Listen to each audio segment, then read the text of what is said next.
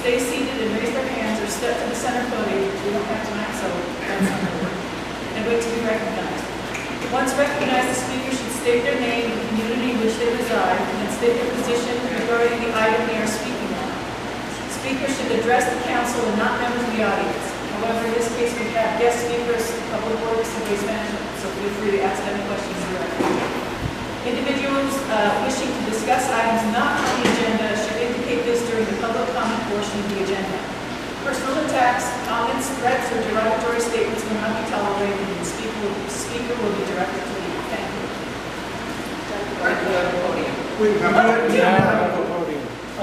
Excellent.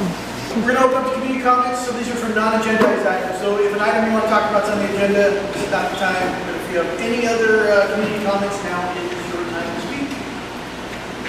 Can I say something real quick? Yes. Hey guys, so real quick, it's happening again. I see a lot of stuff on Facebook that everyone is commenting on, but no one's calling me. Okay, that Escondido trailer nonsense where the patrol went out there, couldn't do anything. The squatters, you know, there was a lot of community engagement. Didn't get a single phone call, never had the person directly reach out to me or anything like that. There's absolutely something we can do about it. Most of the patrol guys don't know how to do that. I do. Someone needs to call me. Because you can't just say it's up here on this hill, I won't know. I need GPS coordinates, I need a hard address, I need someone I can talk to. So just because you guys are putting it on Facebook, I'm part of all the groups, I see what you guys are talking about, and if I can do it and figure it out, I'll do it on my own. Something like that, I need someone to actually reach out to me. Okay? If they didn't call you, it didn't happen, correct? Pretty much. Facebook is not an official way to report it, but I saw a lot of activity on it, and like I said, 0%. My father's done it. They're both retired now. We've heard some Forest Service reach out to us recently about some issues, so we're here to kind of listen and see what we can do to figure out what's going on. Well, we don't have drivers. we don't have it as an agendized item, but if you want, we can add it to a future. Okay. Yeah, we'd love to. Yeah, let's plan. Do you have our contact information for the town council? I think so. Right, it's ATC at actontown.council. Yeah. So if you can email us, and then we'll coordinate a meeting to make sure that Okay, get so you guys on the agenda, and then we can let the community know, and folks. Last meeting, we addressed the mine issue and some of the things that go on. Before you guys address your employees, let us come and sit with you and let us show you what goes on daily. I think I talked to you many times through emails.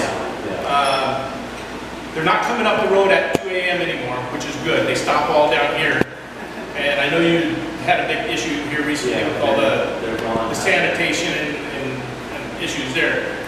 But I have videos on my phone if you want to see them. Driver just blowing through the stop signs, not even stopping at Soledad and all these, so they look both ways and they just blow right through there. I know the biggest problem is not the mine, the independent drivers. We got different drivers every week, new guys coming in, new guys leaving, and they get paid by the load, correct? Yeah. So I drove for UPS for 32 years. Went to Chicago and back. It's all about hauling ass there and hauling ass back and getting more time off. So I know what it goes for, what the story is on it. So the next step that we talked about at the last meeting is having highway patrol come out and sit on the road there and pull you guys into the scales. We don't want to do it, but it's going to happen eventually. So if you guys want to address me after the meeting, I'd love to sit down with you guys at the corner down here without you guys saying a word to any of your drivers and just sit there and watch every driver almost blow through that stop sign at Aliso and Soledad. They never come to a complete stop there. And I mean, some don't even come to a slowdown. They just boom right around the corner. So that's part of what upsets the community. And that section right up there between Y8 and El Dorado, they haul acid through there. It's 30 miles an hour. You get highway patrol out there one of these mornings and give you guys tickets. That's all it's going to come down to. And 2027 is when your lease runs out, correct? Sorry. 2027 is when your your lease comes due? The lease is yearly through the BLM. Our plan of operations expires in 2029. Okay, 2029. Because we're gonna come at you guys. I'll let you know right now, we're coming at you. We're gonna get flyers out, and we'd like to work with you guys, but it's impossible when you have different drivers in daily. So, we just want to let you guys know, and like I said, I'll be happy to give you my phone number. If you guys want to meet up one morning, I don't care if it's 3 o'clock in the morning, and sit and watch your guys coming up and down the road. I'll come sit with you guys. You shouldn't be there at 3 o'clock in the morning. No, they haven't been lately. They were before. I used to get off like 2 o'clock in the morning, and they're coming up the road with the empty trailers, and we're backed up to Aliso, so I hear everything. Yeah, because I have them over by the freeway. They're not allowed close to the freeway with you guys. So Okay. by the 14, if we pass 14 by 5:30, you're in trouble. That's 4:30? 5:30. So it's 5:30 now. Before it was 5 o'clock. They You're not allowed over the road trucks. Slightly before 5:30 sometimes, so. Well, just so you know, what we have asked for from the Forest Service is the EIR, the Environmental Impact Report, that was certified for your mine use. You substantially expanded your mine operations in 2008. So we've asked for the environmental document, so we understand what they assumed when they authorized your project. That has been posted on our website, or will be. We just received it Friday. And we've also asked from the county the application and the mining permit, the surface mining permit, all that documentation. Because it's important for the community to understand what the decision makers understood when they approved the project. Because it's really a 3-part issue. It's you guys, it's the decision makers, and then it's the community that's affected. So we need to understand what everybody understood before your project was approved. So, Yeah, I mean, I remember when I was a kid, my dad going to LA, the court down there to deal with, getting the permit done.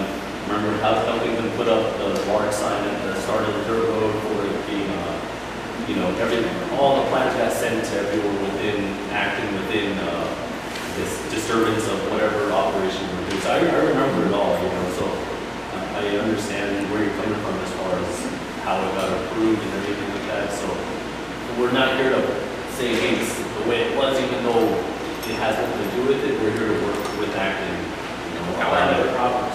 Yeah. And every time I emailed you, you do fantastic. What's that?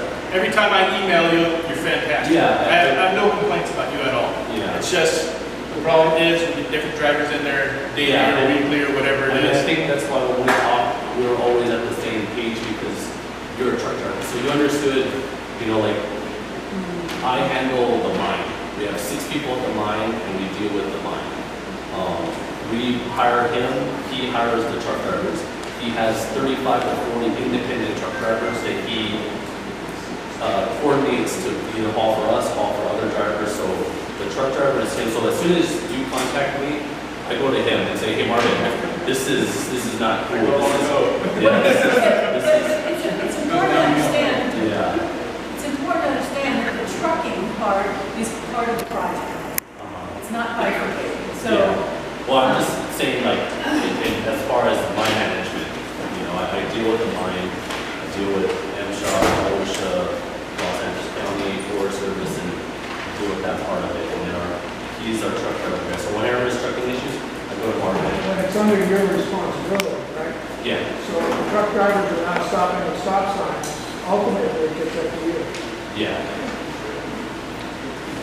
I don't want to take up any more time because I know we got other stuff. Yeah. But I got one more question for you. What is it that you guys put down on the road over there? What's that? What is the chemical that you guys put down on the road to prevent the dust? On the mine road, the dirt road. It's an organic dust suppressant. If you're seeing the water truck go around now, it's just water. We only do the dust suppressant one time a year during the hottest summer. So what it does is it pulls in moisture from the air to keep the road wet, basically. Okay. This year we haven't done it at all. We've only done it one time last year.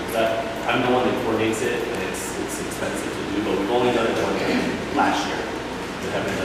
I was just curious how environmental safe it is, because all those homes up there are on wells. Yeah, And I they're drinking whatever you're putting on the This ground. same one was approved to the Forest Service for use too, and it's an organic compound. We'll have these on agenda because we have a full agenda, so we just want to Right. move along. No, I definitely appreciate it. We'll get scheduled and we can have a full. Okay. And we also invite Matt Goldhouse to come to the meeting, he's the forest supervisor for here, for the mountain monument. Master Captain? Matt Goldhouse, Sure. so if he can, so. Just real quick, I just wanted to add that equestrians also. Yeah. And, so we're not picking up the trash, like, right before you turn up 12 Line Road, there is a hazmat situation there for the truck drivers. There is so much toilet paper and where they pee and they poop and they, it's still on Aliso Canyon, but it's right before you turn to go up the Line Road. And it's not like, oh, somebody stopped in the bathroom here. There's, hundreds of piles. And they're in toilet papers everywhere, you know, bushes, that won't pick that up. There's stuff like that. But there's a sports or something maybe, I don't know what you guys like them, but I know we were having a problem with that over in Acton by Wanya. It's just, it's bad. It's in the bushes and it's bad. I drive up 3 times a week up to It's before you turn on the road on the right-hand side, on Aliso Canyon, there's some bushes you can't miss. Okay. Can't they put like a porta potty up? We have porta potties in both quarters, so when they drive in, they want to look to use it, but just Can I make a motion that we move agenda item 12 up to between 6 and 7, please? I know there are a lot of trails people here. Wait, you mean what? 12. Well, Trails and cities and out here. no, you're fine. Whatever this paper You're says, here. I'll be ready to leave. Yep. So we're gonna waste management. Yeah. Management? Mr. Mann said he would be here. Is Mr. Mann here? Oh, okay. Yay! Yay. See a lot of familiar faces. I'm gonna take my mask off. Yes. Okay, you're okay with that? Yeah, so we can hear you. Hi, everyone. Hi. Are you waste management?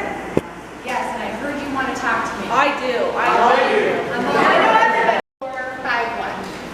And I think it's on next door, and the town council has it, and many of you call and text me already.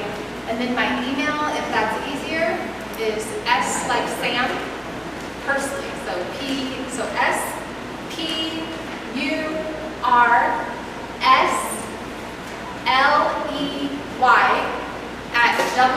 SPURSLEY@WM.com. Anybody need me to say that again? Say the last again, please.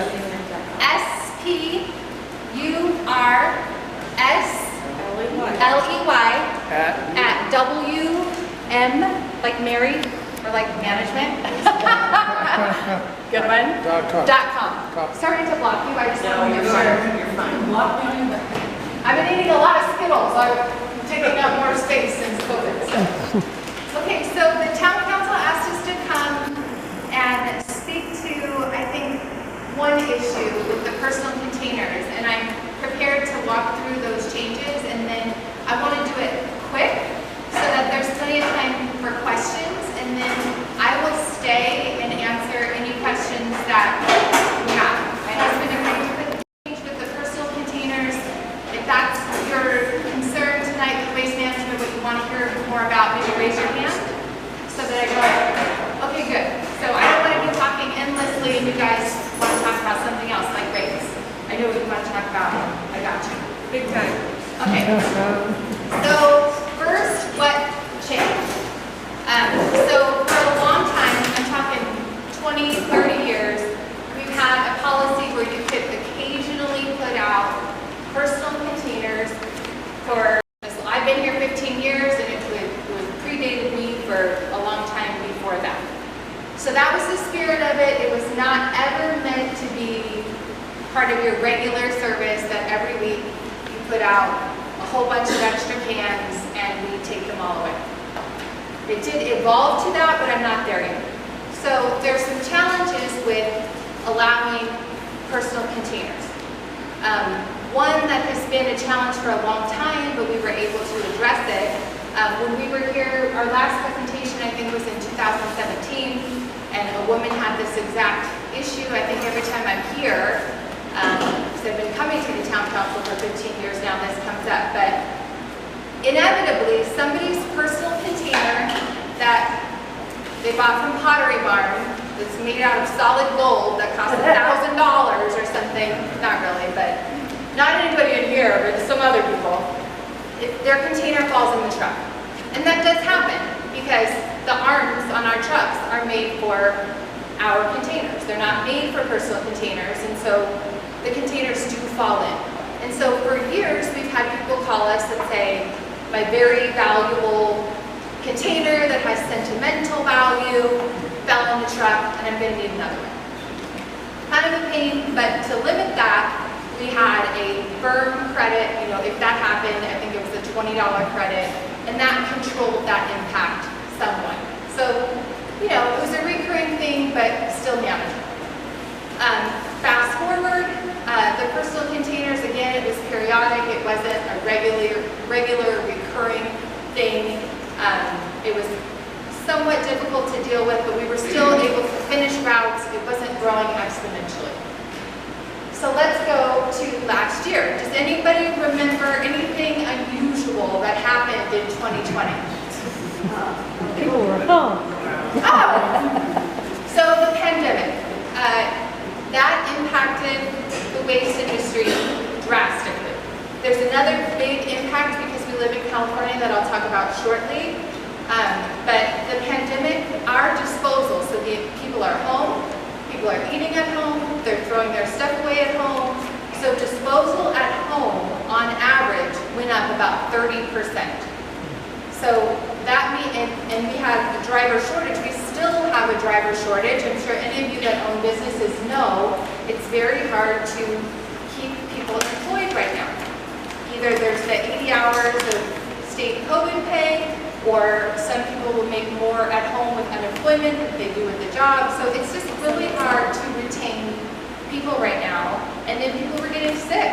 You know, there's serious impacts that were impacting our workforce. So fortunately, there was not a huge impact to regular service. We did have to buckle down and prioritize what we picked up to make sure we got it done. But in the outskirts of town, so not even necessarily Acton specifically, but all throughout the Antelope Valley, we found it more and more challenging to finish our residential routes. And we couldn't figure it out in the unincorporated area. So a little bit about our industry, we execute with military precision. Even the way the trucks leave the yards, they have those, you know, at the airport for the plane, like we have guys with the planes of like which way, they don't let me do it, but I'm really good at it. But they blow, you know, which way the trucks go. We know where we're going, what we're picking up, we have an estimate of how heavy it will be. So everything is containerized and it's very systematic, so we know where we're going and when, so that we get there when you expect us to get there. Okay? When you have personal containers that are unplanned or unknown, that is a big impact. So our guys aren't finishing the route. So where I wasn't getting complaints in the past about their service not getting picked up, except when it rains, for those of you on a long dirt road, you know, all of a sudden we're getting complaints that we're not able to finish routes. So we're asking the drivers, what is taking so long on the route? And they're saying there's so many personal containers out there, we're not able to finish. So with the rise of material due to COVID, it went from, I'm going to periodically need an extra container, to some folks abusing the system and putting 3, 4, 5 containers out that they're not paying for each week. And so we weren't able to keep up. So I'm making a cake for you. It's not a very delicious cake, unfortunately, but the next layer is there's a major change in law coming in California. It's not my idea, it's not Waste Management's idea, and it's certainly not your idea. It's just I guess the luxury of living in California, but there's a law, and I encourage all of you to look it up because it's going to change your lives, truly. It's called SB 1383. It is changing the industry. I'll give you the highlights. All customers will be required to have food waste, so organics, recycling, all customers. They'll be required to have recycling. It'll be unlawful to put organics or recycling in your trash, and they expect for jurisdictions to watch, to audit all of the trash cans and fine you or penalize you for misusing your container. So, bless you. So, specifically the law says every quarter, 10% of every single route has to be audited for contaminants, and then residents and businesses have to be informed and penalized for not properly using their containers. So this is coming. In response to that, unrelated to waste management, the county has been making presentations to you included. We were just here in 2017 and they were talking about this concept, and they've talked about it many times before. They were talking about a franchise system, which takes it from, so your commercial, just a quick clarification, if you have a dumpster, currently, there is a semi-exclusive franchise system right now that dictates what you get with that dumpster. If you have a plastic cart, which is what I think we're talking about, it's open market. Anybody that wants to provide service here can. And I know what you think about that, but not a lot of people want to, and it's because you're so unique. So we can talk more about that later. But so having to do with carts, the county is looking into a franchise system right now, and I'm not gonna steal their thunder, I'm gonna let them tell you about it, but it's a garbage disposal district. And what they're doing with that process is they're evaluating parcels and determining an appropriate service level for each parcel. They will put that concept out to bid, get responses. They'll tell you about, there's voting and you have a say in the process, or all of that they can speak to. And then your service level will be prescribed to you. So with that in the back of my mind, there again are a bunch of personal containers, which means there are services being provided that nobody knows about. And so with this system where you'll pay for it in your property taxes, I want you to have an appropriate level of service for the material that you generate. So there was the thought of, why are we doing this? Why are we doing it now? It was the perfect storm. Really, we were doing it because we couldn't finish routes, but this garbage disposal district is coming. So there was a question, I think, from you. I don't know, you have to tell me what it is. Okay, she's like, I don't know. Maybe. About, is waste management doing this to try to set the stage to get people to want the garbage disposal district? No. We follow the rules of the system in place. So if it's an open market system, we're going to provide service to you, or try to. You do have a choice, decide what you might think. If it's a garbage disposal district, we're going to submit a bid. We're going to hope that we're selected, and if we are, then we'll provide the service under the new terms of the garbage disposal district. So the only comment we have on that is that if you feel strongly about, because Acton, if you feel strongly about a service that you want or you need, or a unique item in Acton, you need to let the county know, so that I will get you at the end of the process. So they incorporate that into what they are planning for you. Now is the time for you to let them know. But it's completely new. If they put that out to bid, there's a likely chance that we won't win. So we are not trying to push this out to bid. We have tried to be a good partner. The county originally said they were going to do this process in 1998. They franchised the rest of the county, no other place in the county except for Acton, Ockerville, saying north to the LA County, Kern County line is still open market. You guys are the only ones, and again, it's because you're so unique to service just from, that's Acton, Little Rock, Fortsville, Lawton. You're all very different and need different things, and so there's not a one-size-fits-all system. So I believe that wasn't my question, that was a question from a resident that I was conveying. Oh, sorry about that. And then I want to make sure that people have a chance to talk to you, not about the franchise, so much as about the new service, of sort of, With the cards. yeah, or whatever the, The there are change. probably a lot of questions and concerns here about. I'm so- sure, every time we come, we get new ones, so. Okay, so then, I think there was a question about who was notified or what decision did we make in terms of notification. Well, when you don't know who has the service, it's really hard to know who to notify. And you don't want to cause complete mayhem notifying everybody because you don't know who it impacts.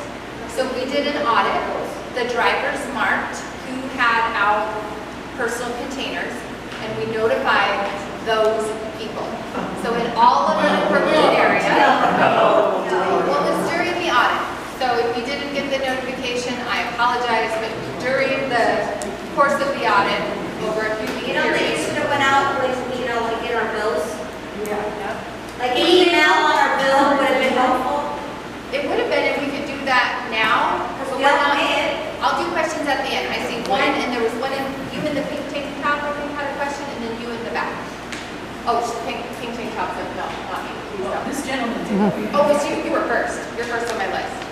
You're third on my list, because she's second. Okay, so I apologize if the communication, if you didn't get it, I agree, we could have done it better. We did the audit and thought, oh, it was about 450 people. So the idea was, we'll let the people that put them out there know, and, you know, we gave them a time period to adjust or call and request an additional container, and we hoped that that would be sufficient. So it sounds like it wasn't. I apologize for that. That was my decision. I'll take that one. But that was the intent of who we communicated with and when. So, and just to give you an idea, it costs over $1 a home. It's about $2 a home to send a mailer, and we have 14,000 customers. And What about billing? The billing, again, it's notifying. You wouldn't Everyone. believe the confusion. The people get mad than the opposite because you told them something that didn't apply to them and they're confused. So again, it was my judgment call. I apologize that I could have done that better, and I'll completely own it. And then on Instagram, Twitter, Facebook, email, like, that's easy. I know you have a mailing list. I have your billing list. I do have that. You're right. All right, I'm looking at my questions. So what changed, why, and then what now? I think we covered the notice.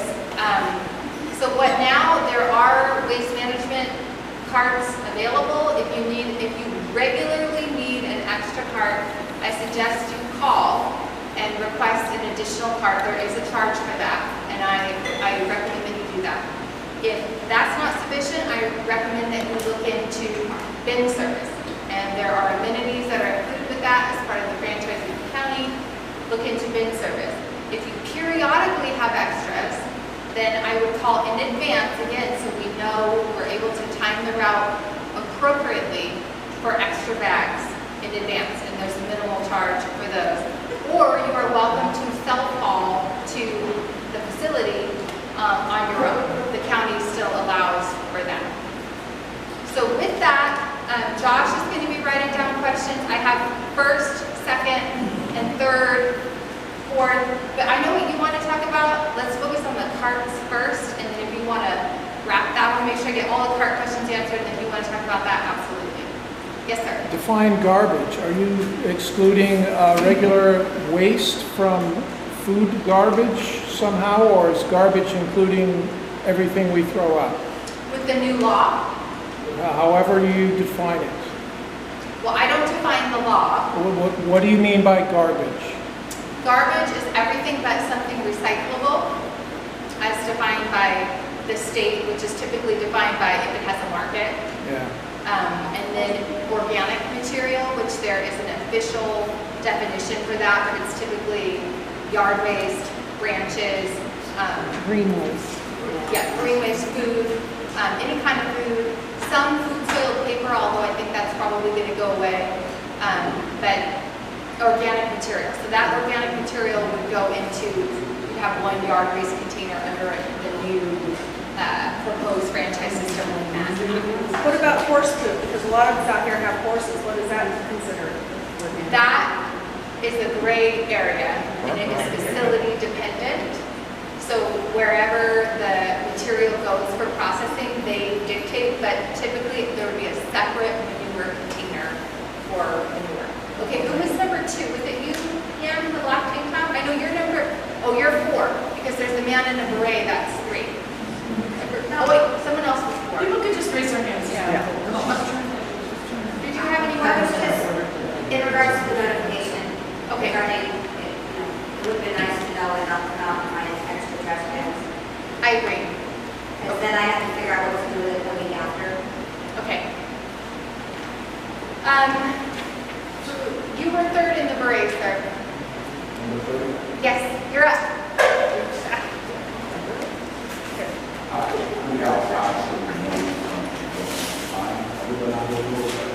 In terms of customer service and the opinion that our reps were rude, we record all of our calls.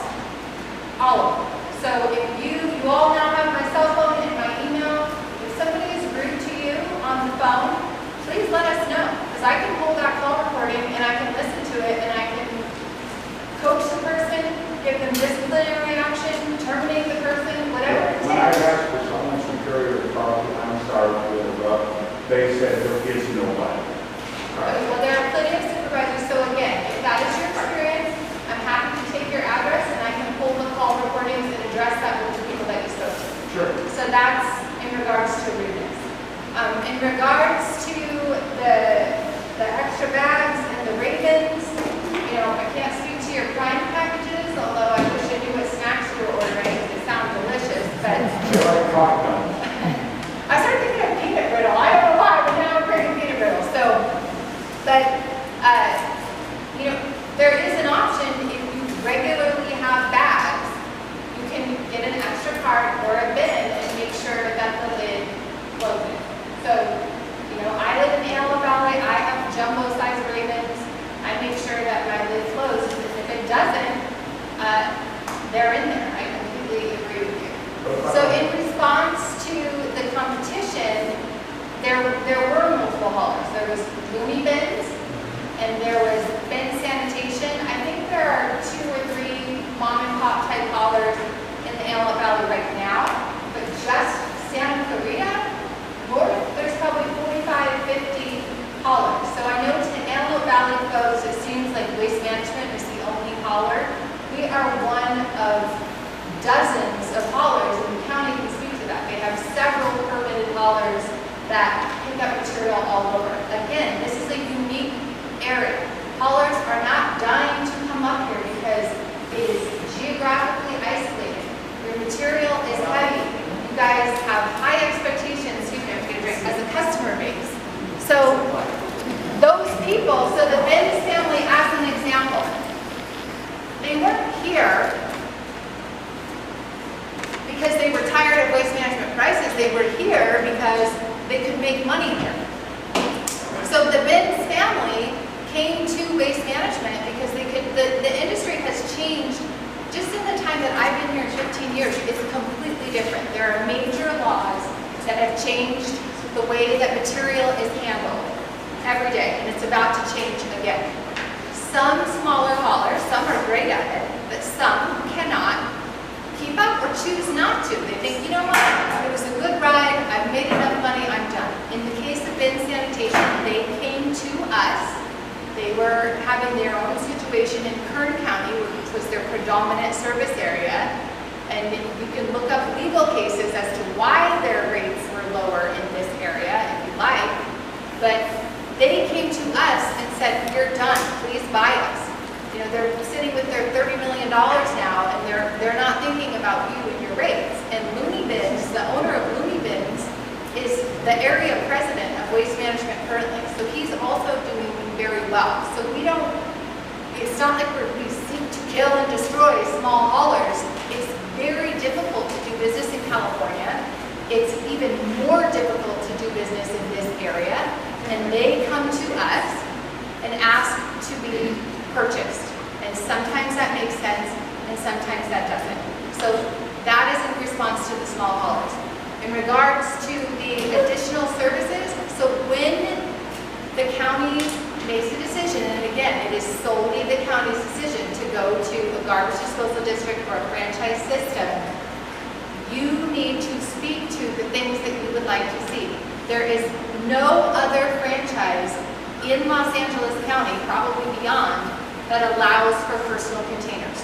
The county can speak to that. There is not a provision currently in the franchise system for personal containers. And that's because they're inefficient, they fall in the truck, it's not safe, you can't plan for it, and it doesn't work. So that's why.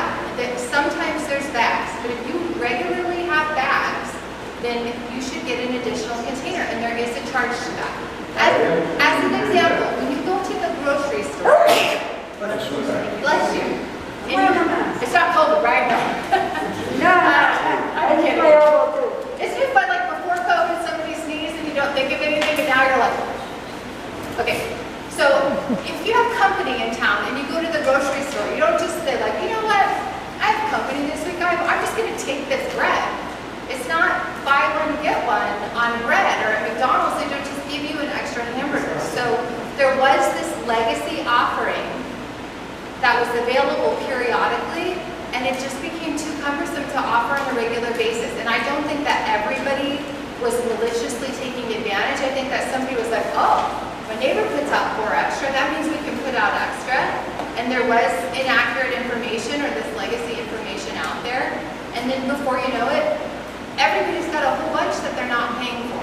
And that's what we attempted to wrap our arms around and control. Yes, ma'am? Okay. I've been here since '96, and it was the original AV rubbish, and I have my paperwork here, and it says each household may put out 1 90-gallon, not to exceed, and a maximum of 2 additional, 45. This is the service, and I don't remember exactly when we bought them out, but it's continued to this day. So it seems to me, I mean, I had more. I could have put out 4 or 5 yard waste and getting ready for fire season, but I would put out 2 because that's what it said. I was following the rules as far as I'm concerned, and then all of a sudden, you're the one changing. We did change the rules because Put it in nice no and tall longer. people. But well, first of all, what was the year again on that paper from AV Rubbish? Because I don't know. Like I said, they moved in '96, and I'm not exactly sure when you took over for them. I know sometime when my kids were in school. It's been almost 30 years. No. I mean, I wrote checks to AV Rubbish, and I've lived here 30 years. 25 years? I've been here 25. I think it was 99. It might have been 20 years. Now that I think about it, I think it was 99 to be exact. So again, you know, it's a difficult decision, but if everybody's putting out extra, again, that was never the intent, that everybody always put it out there. It was a hard decision. We probably should have made it sooner, but you know, the choices were we could raise everybody's rates so that we have another truck and another driver, or we could attempt to isolate the few that need extra on a regular basis and try to control costs across the board. I think if you just put out and said 2, no more than 2, and made it, enforced it, the drivers would have that would be, I think people would be a lot happier. That would narrow us down, go from 2 to 1, and then none, but then not just completely none. We attempted to scale it back and have these same conversations. It's definitely something we can look at. But again, the rate is not built. The assumption is not 2 containers per home. It's 1 container per home. Yes? So I know we talked about personal containers today. We see that Neighbor takes a pickup truck load of tree trimmings over there, and it's $80 to dump it. BS. I'd rather dump it in the middle of the freeway and having the county come pick it up instead of paying you guys. So that's what's happening with all this area here is you guys charge so damn much for us to get rid of stuff, so everybody just dumps their crap all over the place. And Not necessarily acting on I just Everywhere. disagree. As an expert on the industry and the resident of this valley, I respectfully disagree with you. I do not think that anybody in this room says to themselves, you know what, trash is too expensive, I'm going to dump it in the desert. It is contractors. it's all the contractors and all the guys that do But it's cleanouts. contractors who charge the person for cleanout and then decide, you know what, I'm going to pocket that $60 or $70 and I'm gonna dump it in the desert. I see on Facebook and I comment. You see Sandra personally on Facebook commenting, Tammy, you'll know it's me, right? I jump in there because it matters to me. This is personal to me. But let's just have an exercise in logic, you guys. Just bear with me on this. I see people go crazy, like somebody from Lancaster dumped their trash in Acton. I can't, they're pigs, dump in your own community. Somebody from Lancaster did not go, you know what, I'm gonna drive to Acton and I'm gonna dump. There's a lot closer places.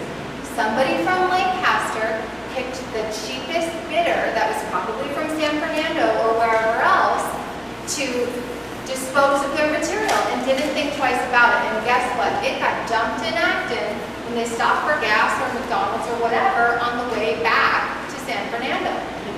In Kern County, you can go to the landfill for free. You're right, it's not free. They have just as much illegal dumping as we do in LA County. It is not regular people in their houses that dump in the desert. You're never going to convince me of that. It's contractors. So. I see plastic trash bags. We do have another speaker. Yeah, so we're, moving to move speaker. I do have one question, because I appreciate it. Okay, let's have it quiet in the back, please. You want to talk to outside? I'm very grateful for your presentation, I really appreciate it. However, everything you said tonight has presented the franchise program as a fait accompli. It's happening. We have been under the impression that that is still going through the process and it may or may not happen. So my question for you is, if it doesn't happen, is Waste Management coming up with a plan to deal with SB 1383 if the franchise agreement doesn't come through? We are moving forward as if the franchise system is happening because that's what has been communicated not to us directly, but in these types of public settings.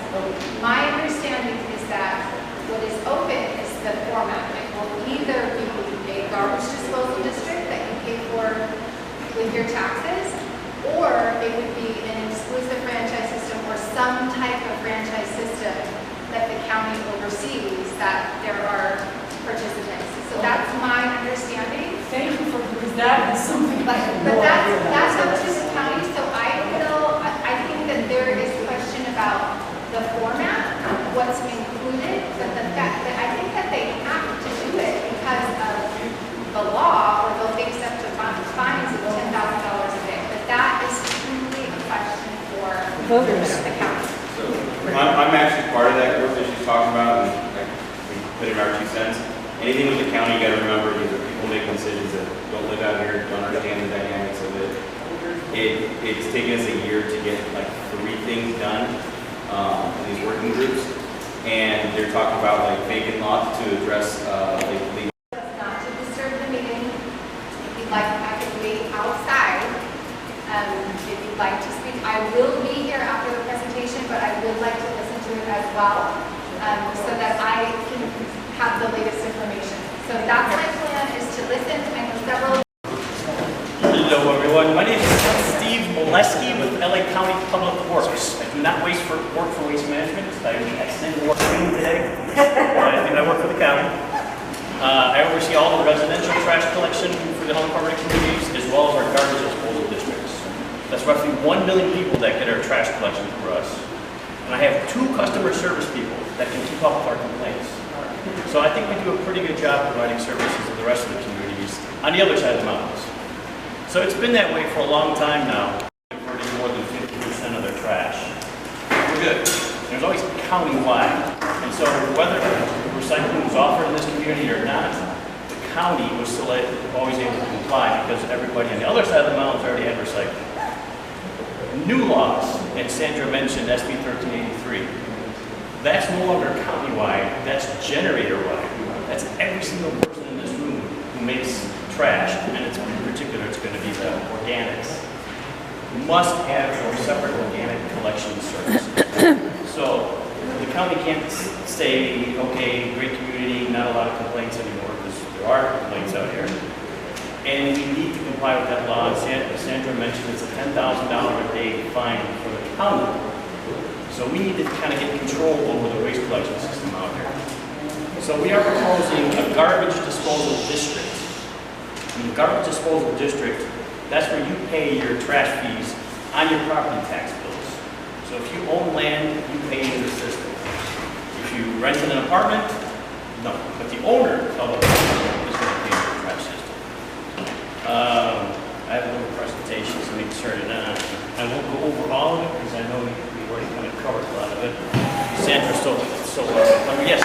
Quick question. Yeah. If you have a... We have not had a peak from the county franchise since probably was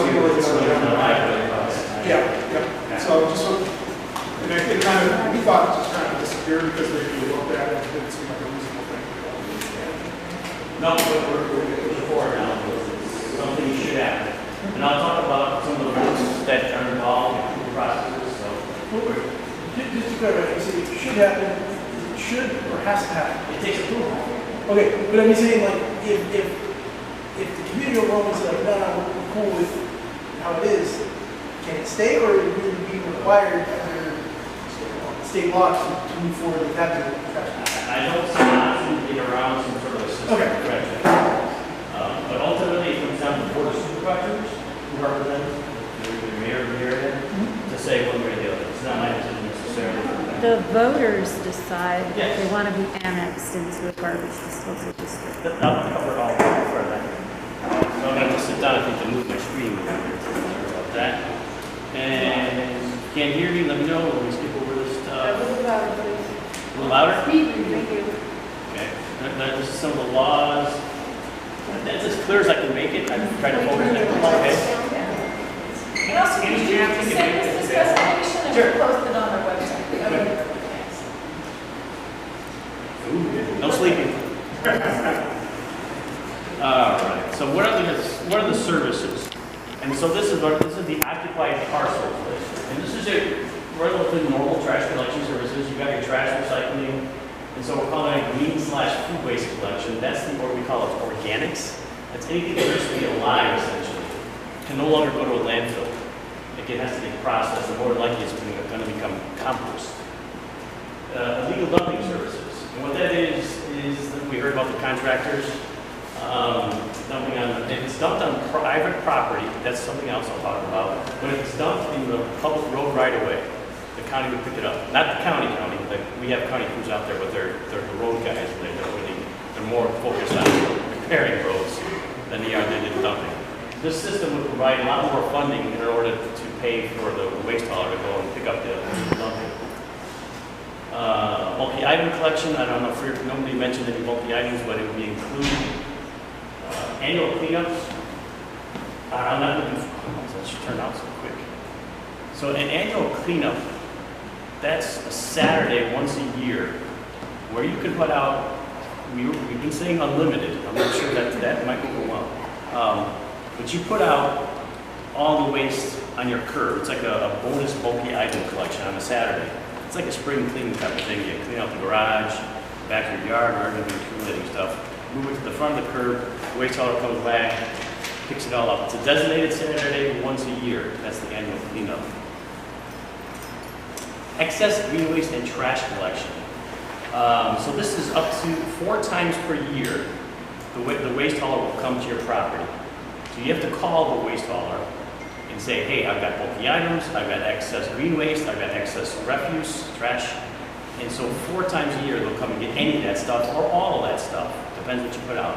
The expensive part of waste hauling is the human being that's driving around. And so we're trying to minimize the amount of people that are trying to come into your property. And so 4 times a year it's included. Excess green waste is 25 bags, bundles, or private containers of either green waste or 10 containers of trash.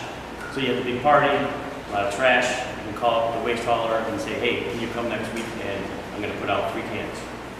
No problem. Your private containers are allowed. Typically what's going to happen is, because I know Waste Management currently is picking them up with she was mentioning the arms that kind of grab it. Usually in this system, it's going to be what we call a rear loader, where it's a human being takes your container, dumps it in the back of the truck, puts it back down. So it shouldn't be an issue as much as to falling into the trucks. There are already landfill voucher programs and disposal days that will likely continue. Now, any questions on those particular services? So these are the services, yeah, I'm sorry. These are the services regardless of whether it's a GDP or a franchise? Yes. Right. And so this is our proposed list. And then manure's in there also. Not as an included service. All these that are listed up here are essentially what I'm going to call free services. They're not free because you have to pay. But there's the included basic service. If you have a horse, you can get manure service also. But it's not included in this list because it's not fair for everyone who doesn't have a horse to pay for your manure. Or illegal trash. So it's what we really tried to do with all of these is offer the services that everyone needs, but these are the basic services that everyone's going to pay for. If you need more trash containers, that's allowed. You got to pay for the extras. These are just what we refer as the basic services. It's one trash, one recycling, one e-waste, and up in the back. Will this cover bins? Because we have 3 large horses that we fill a bin with. Or are we going to, how do we get rid of that horse waste? Yeah, so manure containers aren't included. So whether you have one horse or a dozen horses, obviously the more horses you have, the more manure you have. So you would have to pay that service, the additional fee straight to the waste hauler. It would not be included in your regular services, but you could get as much as you wanted, because you have to pay for that. So but you would have bins. So we'd have one bin for this, one bin for the trash. A lot of people that have a house on their parcel, but then they also own a lot next door. It's a separate legal property. It's vacant, essentially. That second property is also going to have to pay into the system, but at a lower rate. And so with that, with the vacant property, you also get the illegal dumping services. That's if somebody dumped in front of your property, but not on your property. The landfill vouchers are still going to be available. I'm going to jump down to dumpsters and roll-off bins. So as you are paying into the system of the vacant lot, you will pay a lower rate than a single-family home would pay. It's going to be tiered, like a larger property. If you own 50 acres, then you might have one full refuse unit worth of service. If you own a quarter acre, it's probably going to be something much smaller, such as a quarter of a refuse unit. So you're talking about probably $20. But what's going to be included in that is this dumpster or roll-off bins. And so if somebody has illegally dumped onto your property, or as far as it's managed, just cleaning up your property, you are entitled to get these, and then there's pictures of the bins that are typically included. So a small property would get a small bin, a large property we have access to a larger, I think it's a 20-yard roll-off up there. And that would just be delivered for free to your property. It would be up to you to load it up. You can hire a private company, however you want to do it with that, and then the waste hauler would come a week later, roughly, and haul it off for you. No charge. If you don't use that service, and you were lucky enough that no one dumped on your property, and you didn't have a lot of waste to begin with, and so you didn't need that service, all that money is going to go into a pot of, it's going to be a fund for this garbage disposal district. That money cannot be used for anything but the collection for waste-related services in this community. It cannot go to people in LA, it cannot go to people in Lancaster. It must be used in this community for waste-related services. So you didn't use you were entitled to that big red dumpster that's in the picture there. You didn't use it. That money that we would have paid with the waste hauler to do that goes into the pot. That pot, then, when we get enough of that money accumulated, we're going to allow people to contact us and say, hey, I've got a whole bunch of illegal dumping on my property. Can you help me with that? And that's what we're going to see about subcontracting, paying for the labor and the disposal on the property. So it's going to be 100% dependent upon the resources that come in through the system. We're intending to use it all up to keep the community the best we can. So day one, there's no money. A year from then, anybody who did not use that service, that money is starting to pile up, and now we can hire subcontractors to come out and clean your property. You report it as illegal dumping on your property, And depending how many people needed that service, we'd have to have like a waiting list or a priority list. Just don't know how many people are going to use the service yet, but I know there is a limit pumping, both on the public right-of-way and the private properties. So that's one of the advantages then for the vacant parcels. I just already mentioned in the second bullet said that the county assessor. If we can skip over that one. The alternative system, so the residential franchise system. It's a very similar services, but it's more or less the payment method. Residential franchise system, you have to call up the waste hauler and say, hey, I want a set of containers out here. I am going to pay you directly. So whoever the waste hauler was selected, you would contact them, they would give you containers, and they would charge you the rates that were set in the contract. But you do not have to have that service, other than the fact there is already a trash responsibility ordinance that doesn't get enforced, unfortunately. But everybody in the Antelope Valley and what else is required to have trash service or prove that they self-haul. There hasn't been adequate resources to enforce that particular code, but everyone is supposed to have trash service. The garbage disposal district makes everybody pay into the service. So if you're paying for the trash services, the idea is that you're going to use the trash services. Why would you go out to the desert and dump trash, or have your contractor dump trash, if you could have got rid of it for free as part of your monthly payment already? It's already included. So you're just talking about regular 95 days. The county reviews and authorizes Increases? increases. There's Yes. going to be increases. Yes, the county will increase your bill. The county will, yeah. Yeah. It's happening in other Yeah, it's- garbage disposal districts. Yeah, if you Like look over back- $500 a year. Prior to 2020, there weren't that many rate increases. It was, yes, it was a typical cost of living, 3 to 5% maybe was going up. But So these, how much would a 3-yard bin lay out? Let's have them finish and then, yeah. because of the state laws, the prices are going up. And there's nothing that the county can do about that. It's just the state of California that has these requirements. So the residential franchise system, it's one of the bullets there says likely higher service fees. And that is because there's not a guaranteed number of customers. And in fact, there's billing involved. And that's what Waste Management does now, right? No, that's open market. Okay. So they send you a bill, they pay the postage on that. They hope that you pay, and if you don't pay, that's that on them that they're trying to collect. When you do the GDD system, the garbage disposal district, the county's paying for that. So most people are paying their property taxes. God forbid you have some for whatever reason you can't pay, but people are generally paying their property taxes. So the county takes the property tax money, pays the waste hauler for the trash services. So the waste hauler knows, I got that money. They're not worried about the county not paying them. So it's a combination of that and the fact that they don't have to bill you for just getting basic services. They're saving money from that. They don't have bad debt, they don't have the billings, so they will typically offer a lower rate than what the franchise system has. So we're looking at the alternative there is a residential franchise system. More than likely it will be a higher cost. We mentioned cost. I heard a question in the back, how much is it going to be? We're going to find out. I'm trying to remember the schedule off the top of my head. We're going to, in the near future, we're going to release it's called an invitation for bids.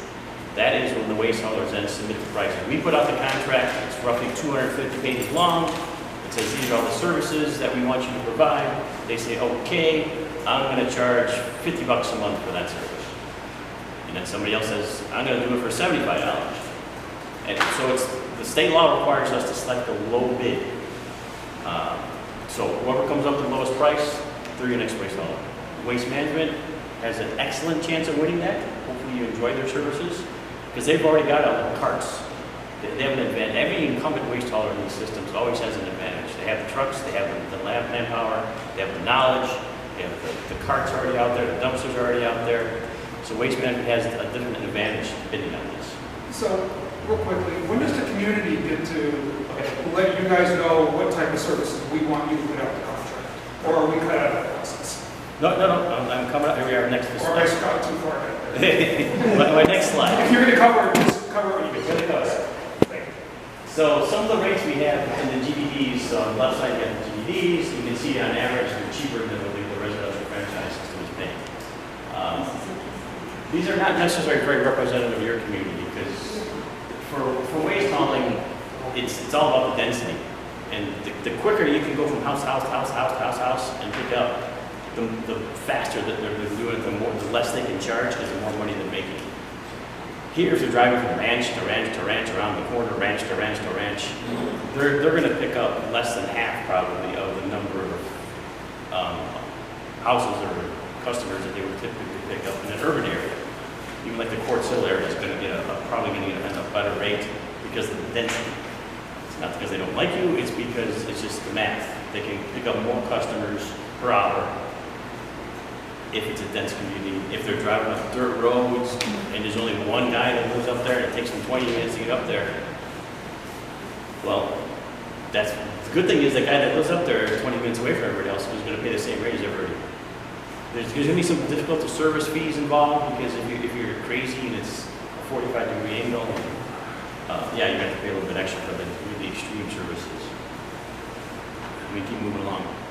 Been here a long time already. So the voting process. So there's two aspects of the approvals. This what's referred to as Proposition 218, and this is where the property owners are going to decide. So Prop 218, the county's going to send out a ballot essentially to all the registered property owners, and as long as there's not a majority protest against the system, it would pass. Prop 218, that's required so that the government doesn't just start collecting fees from you. We have to get the voters' approval to install a new fee. You're not currently paying for this fee on your property taxes. New fee, we got to get your permission. So that's the Prop 218 process. LAFCO, that's the Local Area Formation Commission. This is another ballot that's going to go to the registered voters. Something different than those property owners. This is registered voters. So if you are in an apartment somewhere, you would get this one. And this requires a majority of the people to approve this one. This is a little higher standard for us to get through. And so this is what's required for the garbage disposal district to be formed. And so both of those things have to happen or it's not going to go forward as a garbage Which one's disposal. first? They're all going on right now. No, I mean, which? What will you see first to vote for? Yeah. Prop 218. But we don't even know what the rates are going to be. We don't know the rates because, yeah, that's the other thing that's happening in the background. We're going to release the contract so that we get the prices and lock those in. But will we be able to vote before Before we you get? vote, you'll have a price based on today's dollars. Yes. Okay. So here's your community. We're going to create 4 garbage disposal districts out there. You got the blue, pink, and orange, and then you guys in the green area. Let me zoom in a little bit more. You're part of it. But not now. I can always go back to this if we need to see specifically my inside or outside. So here's the steps. Community engagement. This is part of that process right now. We've already done a lot of outreach to other communities as well. The formation of the garbage disposal districts. That is part of the LAFCO process as well. So the next thing that's going to happen then is the release invitation for bids. That's where we're going to put out the scope of work, and the waste lawyers are going to bid on it.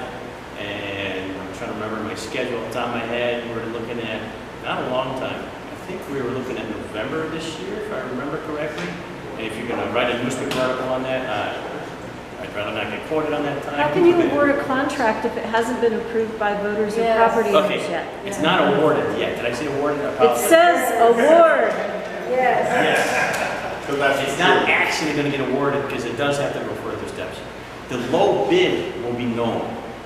So whoever submits the lowest price by the end of this year will know that, but we can't officially award it yet. We're just kind of let everybody know, and the information is used in the Prop 218 process and the LAFCO votes.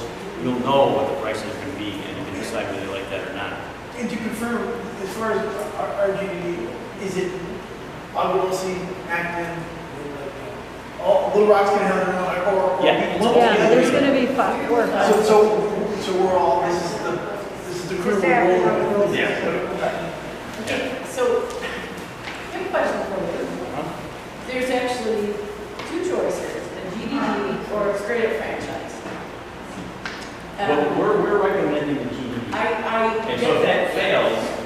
I assume the default is gonna be the residence franchise system. Okay, so my question is, on the RFP that you're gonna put out, are you asking the bidders to bid both ways? Because you said there's a big price difference between the two. So that we, the voters, can see, gee, maybe we should do the GDD, or maybe we shouldn't do the GDD. Because the answer really is gonna be based on price, I believe. So, Yeah, there's the price and then. And the cost for vacant parcels. well, that's all, I Yeah. mean, I Cost. sort of see that all the same. So if you want us as, to be informed, to vote yes or no on the GDD, and if we know that it's either the GDD or this other process, but we have no idea what the price of the other process is, that's an important, am I crazy? No. We're basing our decision based on words like likely. Yeah. It's and likely less expensive. It's not a knock on your process, I'm just recommending a way to make it so we can have more informed votes. That actually, I'll be honest, I hadn't thought of that. It's two different processes. You have to release both. I just can't ask for two different prices. There's all. Oh, so there's the RFP. RFP and an IFB that I release at the same time. And then Okay, and one is the GDD and the other is the non-GDD, whatever. it is. Yeah, but the services are the same. Okay. The prices are. Okay, but so you'll have those proposals back and be able to tell us, right? I mean. Yeah, I don't see why we couldn't do that. It's a great idea. It should be publicly posted. Contracts are public, aren't they? Yeah, except for, they know how many parcels there are. They'll be able to tell us, you know, what, anyway, so. And is there any input that we can provide on the services we'd like to see, or is that, this is what, I'm gonna turn the lights on, let's wait. Are you serious? Wait, he's not. He's not That's done. pretty much it. Jeremiah, he's not done. It's pretty close. Because we already talked about Prop 218, we talked about the land proposal. And then so that, the second to last one is the hauler prepares for services. And so that would be, the preparation would start January of 2023, because all these other processes are very lengthy. So that's the best we can do. And then the truck under these contracts would be in front of your house, July of 2023. How are they coming? How is it coming? How are we getting these forms to fill out? Most of this will be mailed to you for your votes. What the LAFCO vote is actually going to be on the supplemental ballot, the measures and everything that's it's in there. The Prop 218 process, the county mails directly to all property owners. So Emails. you're on county ballot. The LAFCO one goes on the county ballot. That's because it annexes your property into a district for It's creating a purposes. special district. Yeah. One other question related. Hold on, we're just trying to get through his presentation. No, first. that was good. I mean, because I just wanted to mention the service start date. The LAFCO process and the vote, I can only get the fees on the property taxes once a year. And it's in July. I just missed July. There's nothing I can do. So now I'm shooting for next July of 2022 so that I collect money in 2023. I think that's right. I might be a year off on that. But I get one window a year. If I don't collect money to pay the waste hauler to collect your trash, I can't hire a waste hauler to collect your trash. So that's one of the key dates. And why are we doing this? Is it supposed to be more beneficial for us, or? Recycling laws. Are they Well- cheaper than waste management? I can't tell you exactly what the price is for me. No, it's a whole separate issue. In all likelihood, the price, because there's additional services are going to be required than what you pay today. More services cost more. It's not because we're greedy. All of this money that you pay into the system stays in this system. Because it's a special district, I'm not allowed to use that funding for anything else but solid waste related activities inside this district. So you don't have to worry about, man, they collected $100,000 from us and they took it to LA and they repaved the road. No, it can't happen to me. I can only use it for picking up trash in this community. Or public education, but it's got to be done here. Yeah, I'm gonna turn the lights on. Are we done with the? Yeah, it's fine. But he has to. So one other kind of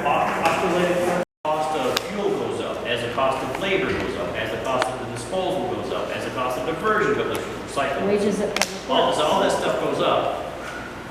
You don't want your waste hauler to just eat that cost, because it's not fair. If I told the waste hauler that wins these contracts, you can never get a rate adjustment. Yeah. You gotta give me a price for the next 20 years based on today.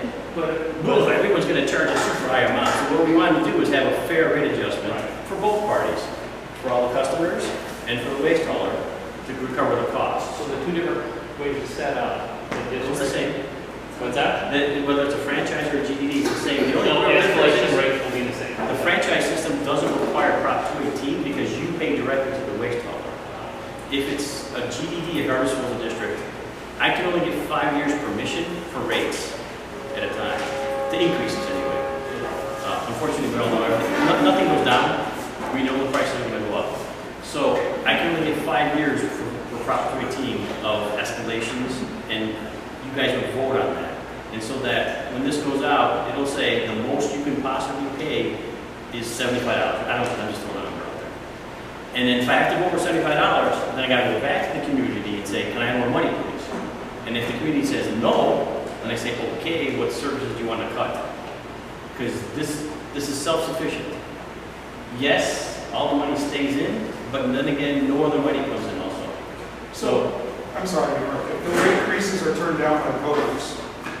There's going to be the initial Prop 218, assuming that passes. Right. Where we've got approved rate, maximum rate for 5 years. Doesn't mean that's what it's going to be. Saying the economy does, we're going to say, we got to hit those maxes. Fantastic. We're not going to charge it just because we have the authority to charge it. We're going to charge under the contract rate adjustment. So after that 5 years, if we get another rate increase, it has to go before the voters. Yeah, and it takes about a year, so 4 years. And if the voters say no, then all of a sudden we have the waste haulers running for another county? Or what happens? Yeah. So What about the extra? we could be back at where we are today. No, you never get out. Once you're in the district, you. Well, I know we're not going to get out, but our services could go. Yes. Only because you don't pay for it. Yeah, I just wanted to be clear. Yeah. I have one other question. So you have the garbage district and you have the alternative, the exclusive. Those are mutually exclusive. One has to, one or the other for the whole area, correct? Yes. So nobody can say, I want to be part of the exclusive, and the other people say, I want to be in the district. No, We we don't want two separate sets of trucks coming in. We don't want, just like now you already got this. If you have a franchise system, do you still have to annex the district? Nope. Okay. I'm going to call, I didn't see these names up there. Oh, I Yes.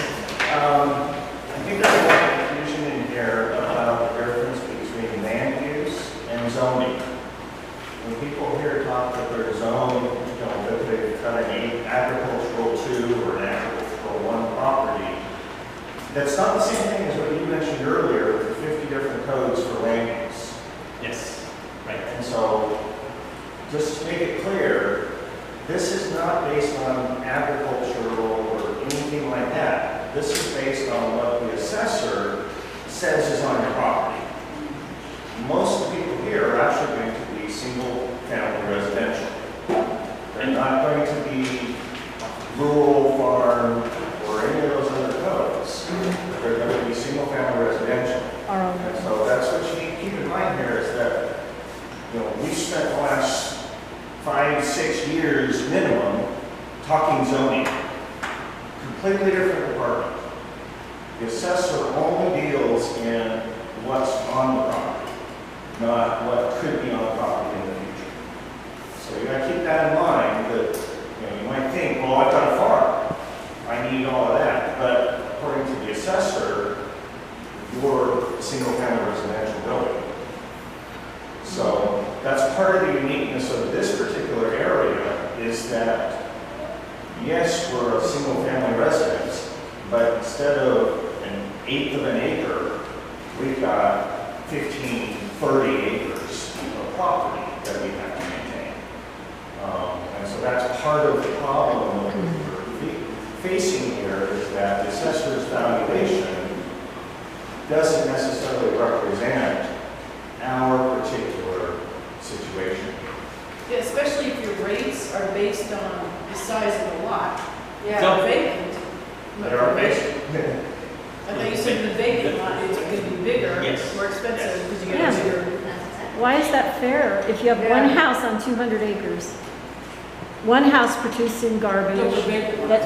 yeah, and the, Anything you want, just, I mean, you can say, I want my horse corral clean for me, I want Be careful what you ask for. So when do you need that information by, is the time limit? You don't want to be coming to you in October. This seems kind of ad hoc to me. What is the mechanism for us to put in the request for what we might want to see in a franchise? Because a lot of people here probably just don't want to see 195-gallon bin, cart. They might have other things. So at what point, what is the mechanism that we use to tell you the things that we want to see in a franchise that you put out the bid? Because it sounds like this is moving really fast. Not the implementation or the actual when it's going to come 2 years from now, but leading up to it, we're moving very quickly. 6 years without need, and now we're at warp speed. And I think the big concern is nobody knows what they're going to get. They're going to know what they're going to pay for it when you let us know, but it may not be what they want to see. Well, I think you just want to make sure that we, Go outside. if we have to back, we can do a community forum. Sandra, can you go outside? Get Because I'm that hearing point out and you. say, this is the kind of work, Sorry. this is the thing we do. We've already said so many times we cannot hear. Does the county have, is there going to be a form to define the services that we can go, or something, Or we can put that form together. Well, that's what I'm saying. So you That'd be helpful. So when you put this contract together, or this RFQ together, or RFP, or whatever it is, you have something to look at and say, Yeah, is October early? everybody wants a cart, but, a lot of people might want a newer bin, and that's gonna, so we want an optional newer bin, we might want an optional 1.5 yard container, we might want that kind of thing. So All built in. if we had a forum where we could give you that kind of information by October or November, would that be able to integrate into your RFP issued in March? Is that No, we were looking to get the results back. Yeah. So when are you issuing your RFP? By when? Back by when? No. The results back by when? March. When are you putting those We out? said something about November. I guess it's more. Yeah, so we're hoping to get it out in the next couple of months. That's what I thought you said. Okay, I'm sorry. Because I think the worst thing that can happen in the community is they get stuck with a franchise system that only covers part of their needs, and then we're paying waste management incredible amounts of money to come out here and service for the extras. Or somebody like waste management. All services, the prices are controlled. So if you need a 3-yard bin on top of your cart, we're going to be able to get that through the franchise. No, because the horse manure bin is going to be priced differently from a non-horse manure. Right. Or if you need So those are the kind of so things all those things are going to be available through the franchise. Or the garbage district vote, would be the exact same services, similar prices, all available. The goal is every single service we want. So in the base package of service though, Yeah. if we want to have input on that, when do you need that to fit into your time? Better, November could be a little late. Okay, So so email, that's fine. yeah, but I'm saying we get to organize a meeting. I would love to give you just my personal take on what it should be. But I know that there's people that want to do that. So if we had something to do by like end of September, would that, I mean, because we're halfway So through. there's two ways to get this in. If we get the list of services up front, we get a better price. Yes. If we wait to the end before, we can already negotiate a contract with whoever we selected, get services squeezed in later. Better to get it up front, can always be added. Yeah. So we need to have a form in September. No, that's what I'm getting at. So is that, if we do it in September, is that early enough in your process that we're on the front end of that, not the back end? Because I imagine you have a matrix of things you want people to bid on. Is that something we can see now? Yeah. Okay. Well, that's a good start. That's a good start. So that's great. That would be great. You can put that out and we'll ask people, what more do you want? Yes. Or do you really want all this? And I think we need to get a special meeting. Yeah, recognizing, because we understand manure is in a great category from green waste. And it sounds like we need to be doing this in September. Well, I'm thinking, since the meeting, September 6th, we're going to have because of the holiday, let's do But this. have a special meeting. Yeah, so we'll do a special meeting, and then we will get you, like, if you could send us that as a starting point, that'll give us, yes. Everybody can look at it. And then we can have a special meeting, we can have input and. You still want to have 2 too high of a basic level No, service no. that most people don't use. Yeah, no, but I do think that's why we want to have a community on the input, because if there may, our Have a conversation with Public Works about things that we need in the CSP. We can't support it. And that's not gonna happen in 2 weeks. Yeah, even if We've already moved it back. We've got an extra month, which we burned through with zero progress. Well, we tried. Well, the month is gone, Yes. and we haven't got anywhere that I'm aware of. I mean, so, And the chances of us being able to even speak at the Board of Supervisors meeting is, right, because we know how is this is. practically nil. We've all been on the phone trying to speak and we don't even get called on. So then what happens? So I'll make it simple. I think we should oppose it at this point. Or ask for it to be further delayed. Continue off calendar. Off I think it needs to just come off. It needs to come off until we can have They've a already conversation. continued. Well, okay, so if it comes off calendar, great, we don't need to oppose it. But if it doesn't, we do need to oppose it. Correct. And so we need to say, either remove or oppose it. I don't know how you do that. Well, I think you kind of, you Larry say that if we can't, we can't support it in its current state, it needs to come out of calendar. Or if it goes to the board in the current state, we will oppose it, because we can honestly say it does not fit what the community wants. And we're going to lose a lot of good things that we've gained. Which is right. And a lot, yeah. I have no idea, you guys. I'm not a trail man, I'm a trash guy. But I am public works, so can you give me tomorrow to try to poke around and see what this is? Can you email me the letter you're talking about? Sure. I'll see where it's going. And Director Strell's, he's a lovely man.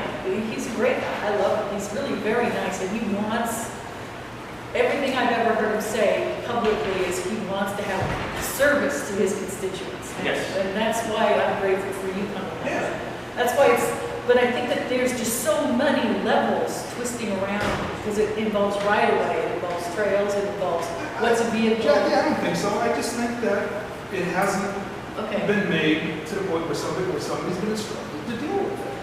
Okay. I mean, this has been a long, long time with a lot of requests to a lot of people. Is there anything that we can do as community members? So let me ask Donna a quick question. Is there a shot in heck getting this taken off calendar? I just wanted to say, I was copied on the response from Mr. Estrella. I know he's working on it, he's put priority on it. I haven't received an update on it, but I know it's risen to his attention. And I can track it. I can see where he's at with it. Do you think that, as Tom pointed out, we're almost, even if he does get back to us, there's almost no time, Is there any chance that it could be taken off calendar, or are we really going to have to oppose it? I don't know, but I'll find out. Okay. I mean, we don't want to, it's just, there's no, I think, in good conscience, we can't. And I think to address your question about what needs meaning, I think is letting, the supervisor know that you'd like to see it taken off calendar if this thing is current state. I understand. I think that would be, the most prudent thing. And that just saying, hey, this doesn't fit what we want in our community, and we'd like to pull it off calendar so that the community has more opportunity to meet with the stakeholders and Without sounding naive, how would I get in contact with Yeah. the supervisor? We posted some things at the Trails meeting. We put a big talking point thing together. Calendar because it's not ready, and we don't see how it could be ready in 2 weeks. And maybe add to that letter, if it can't be removed from the calendar, then we're prepared to not support it. And despite all Well, no, that. there's a difference between not supporting. No, it's oppose. I'm sorry. They're in emotion. Relax, give me a second. Let's jump all over. To oppose. Who were we writing the letter to? Barter. Supervisor Barter. Yeah, Captain Barter and CC all departments that we have. Works and everybody again. So can I ask one more quick question with back to The Untitled Education Committee. We would use the town council as a place to start it. Committee would probably take place mostly outside of the town council, but report to the town council at regular intervals. We use town council resources to contact county and state agencies like we do now, also to reach people more easily to get started. The purpose would be to get communities, members together to discuss the things that are going on, primarily in our school district, but not limited to that. I think there's a lot of opportunities from other areas like SRTS, Save Routes to School, could be involved in that. Businesses that wish to have opportunities that, I know a lot of the aerospace companies out here have programs and things and the way to reach the community. So it wouldn't just be about interfacing or talking about what's going on in our district. It would be larger than that, but I think the primary reason is to bring residents in and discuss what's happening and what possible changes and force we can put, pressure we can put onto not only our school district, but other agencies around us when it comes to our kids' education, which is really, really suffering in this community right now. Would you chair it? I would chair it, absolutely. Because we need a chair for committee. That would be me. Any discussion, thoughts on it? No, I've already talked. We've already talked about having the superintendent come in once a quarter or something and talk, so. Right. So, and this would be community-based. This would not be, as members, we would not be looking for school board members, we would not be looking for superintendents, we would not be looking for staff members. This is, we're talking about community members, and then giving access to those people as necessary. All right. I think it's good. It's something we need to vote on. Well, I think that we have certain committees in our bylaws that have to be, but this would be, we don't have to change the bylaws, but we can add any. Yeah, I think we should take a vote to add it. I don't know that. Then I move that we add education. I think we just call it education. Call it what time? Education committee. Yeah. All right, so we have a motion. We have a second? I'll second it. Okay, we have a second. Discussion. I'd like to amend my motion, a committee that Tom will chair. Yes. Oh, wait, are you changing that? I'm just adding two words. Yeah. All right, any discussion? No? All in favor? Aye. Vote. All right, so now that we have this new committee, we're going to get a select group of people together and work out some bylaws and things, not, just some basic guidelines, and then we'll report back to them. That's good. I'll add it to the normal meeting reports. Yep. Excellent. All right. Okay, WASC. Right, I know it's there's actually some really important things coming. Yes. So WASC, Watershed Area Steering Committee, we are in the Santa Clara River watershed area. The steering committee has considered several times now, and we each time lobbied the project to not go forward. We've been successful with the WASC on a study because of the way the study was being proposed. We were concerned about how it rolled out. So fortunately, this time our watershed area steering committee coordinator put together a meeting between Mary Johnson from Auburn City Town Council and me on behalf of the acting Town Council, and the gentleman who keeps proposing this project we constantly have to oppose. And we've explained why, and it's a very simple thing. We had about an hour and a half conversation. It was great. We finally understood what our concerns were. He said, not a problem. I could just change it all and make it, make a few changes. And I told him that our community would rather support his project before the WASC than oppose it. But you just need to fix some things. So he sent, 28 July, his revised proposal. I didn't get a chance to look at it, and it had to be submitted by 31 July.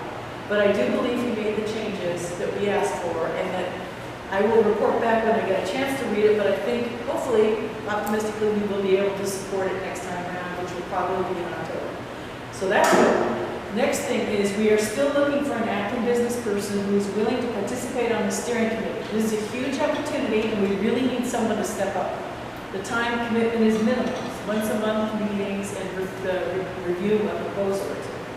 So we're putting that call out, if anybody, a business member or somebody who's a business type person, I think, is interested in participating, and they are, I think they have to be a registered voter in the Watershed. please let the town council know, we will submit the name. It's the board of supervisors that does the approval, I believe, but we have been told there's a position available, and we've been asked to supply a name, yes. And that's it for West.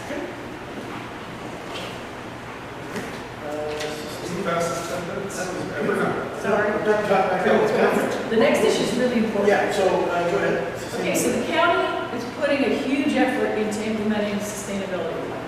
You are familiar with that, it was adopted in 2019. There was a lot of work to put it together, and it was all done by people in the south, 1,000 square miles of LA County, and no outreach was made to the north, 2,000 square miles of LA County. So just a few weeks before it went final. We got some changes made, but there was still a lot of problems with the sustainability plan. So, the Chief Executive Office provides an annual progress report, and every county department is required to meet its targets and complete its actions, or the department directors receive poor performance reviews and even get pay cuts. So they're motivated to do this. The CEO has released a draft progress report on the plan and soliciting comments. They are due on August 31. As the planning committee chair, I reviewed the draft, and I learned a number of things that the county initiatives, number of initiatives the county's launched that will affect our community, but we haven't heard anything about it. For one thing, for example, Public Works is working on an ordinance to ban the installation of gas-fired heaters and appliances in unincorporated areas. That it'll be new uses, that's the first step, and then eventually it'll be existing, we'll have to retrofit. Or replacement after a fire. Yeah, exactly. So this would, I think this would apply to that, although we don't know because they haven't reached out to us. Let's see. They have, according to the CEO, the Public Works has engaged cities, unions, developers, designers, and environmental justice organizations on what the ordinance should do and say, but they haven't actually reached out to the unincorporated communities who have to comply with it. So another example is they plan to finish the draft water plan by the spring. It will show how, in the sustainability plan, the action item is to, right now the county gets 40% of its water locally sourced. The plan is to have 80% of the water locally sourced, which is going to have a huge impact on a lot of things. Groundwater supplies in your area. Well, okay, so That means no here's more the ABAC, problem. is that what that means? No, there's always going to be an ABAC, but they want to reduce dependencies on ABAC, MWD, all those, and Metropolitan Water, yeah, weapons and mass and stuff, whichever one. The water people, Department of Water. So, I'm sorry, I'm going fast, so if you have any questions, please jump in. But they haven't reached out to us, so anyway, this would have a huge impact on our community, especially on residents who depend on domestic water well. We already know that Public Works wants to pull another 1,000 acre-feet of water out of our community. This is on top of the 1 million gallons a day that comes out from 1,000 trails. Just make sure everybody knows, in the summer, it's over 1 million gallons a day that they pull out. That would be pulled out of our basin, so our water table would drop even more. A lot of people's wells are already drawing that. Yet, we've never been told about the water plan and not been engaged on it. It's supposed to be finished within, what did I say, like? By spring? Yeah, by the spring, it's ready to go. They've already finished phase 1 and completed their quote broader stakeholder engagement process, and they're starting phase 2 by conducting initial meetings using what's called the Integrated Regional Water Management Platform. We're not part of it. We don't go to Irwin meetings. But there is one in the Santa Clarita area. Does it include you? Yeah, I believe it does, but it's not like, okay, before I lived in Japan, what else? I don't know. I think, to me, those were the glaring things. I think that there's other stuff that I don't know what's changed from our conversations, but I know we stepped into the other thing about solar farms being a problem. Oh, yeah. Because the CSO said, Exactly true. Where's the breakdown? I mean, the county is huge. It's like, why are they not doing their job, I guess is what I'm asking. Because I'm hearing each one of you say, I called the county on this, I emailed them on this, I get no response, they don't show up, they want to push this meeting forward, they don't call us back, we don't exist. So something has to happen. I mean, this is crazy. Well, in terms terms of public works, were contacted just recently that they are now going to have a liaison who wants to try to get to as many town council meetings as they can for all the regional, for all the Antelope Valley area.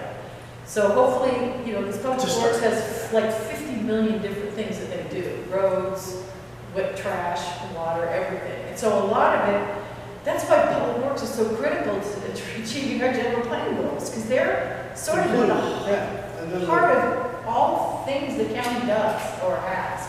Everything else sort of is almost really duct tape on. Yeah, don't tell the other departments I said that about public works. Mark, his feelings are hurt. We already know. But because sometimes they're very responsive, and I think that when we reach out on the water plan, it's probably the sustainability problem really was that it got to the end of the road, and then we were like, we were literally shouting like, whoa, like we were supposed to be contacted. Like, oh, yeah, like we can have a conversation. We're like, well, what can we have input on? They're like, oh, it's like done. I know, I actually talked to the person from regional planning who told Jerry Garrow, who is the chief sustainability officer, you need to go talk to rural communities. And he literally said, we don't really need to do that to her. And I know this is regional planning, a solid gal, regional planning. I know she wasn't making that up. So. And they used a nonprofit organization supposed. Here in the watershed, no representatives from your area. So other than that, which is good, but it took a lot of work on our part. It wasn't like you would think it would be on its face obvious. Like you look at the water, the river, and go like, oh, there's these towns. And then there's this large community here, But I'm also hearing like when they call in to talk at meetings. That's everybody though. I don't think it's just an acting problem, because I know other communities that it's like you get in the queue and it's like you're number 8,403. Go ahead and leave your message and we'll put it in the public. They leave you there's 1 hour for public comment. Well, this is great news. I was just going to say, sorry, that will help. that's an announcement for later on. Yes, no, that is. Is that right, Donna? With that fingers crossed. I'm not making any promises. That's the plan. If we haven't hit Lambda, Delta, Sigma, Zeta. Do we need a motion on that? Yes, so I'll make a motion that we write a letter to the planning commission to put it on the agenda. Oh, wait, no, we did that motion. Yeah. We write a letter to, I'm sorry, CEO on the S plan, sustainability plan. We contact about the water plan, public works about the water plan. Yes. And we contact another group of public works about the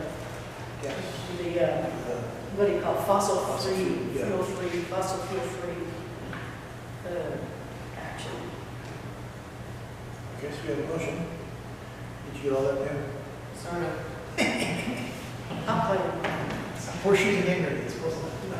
Okay. All right, do we have a second? I'll give you a second. Give me discussion. All right. All in favor? Did Tom second it? Yes. Can I? Did you talk longer? All right. All opposed, no? All right, motion's carried. All right, next fun thing, maybe. Can I just say one thing to what Tammy was saying? I think I understand what you're saying, your frustration.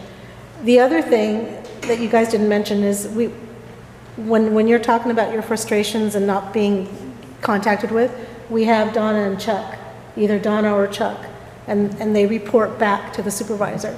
And that's why they're here, because, right? Part of it. So they're supposed to be, saying, hey, they've got these frustrations, they got this, and this, no one's getting back to them. And then hopefully somebody will contact that department and that person and say, hey, hopefully, but there's just so many issues, Yeah, it just seems like there's a big ball being It is. There's always a ball dropped, and it seems like we get forgotten about, because we are a very small constituent.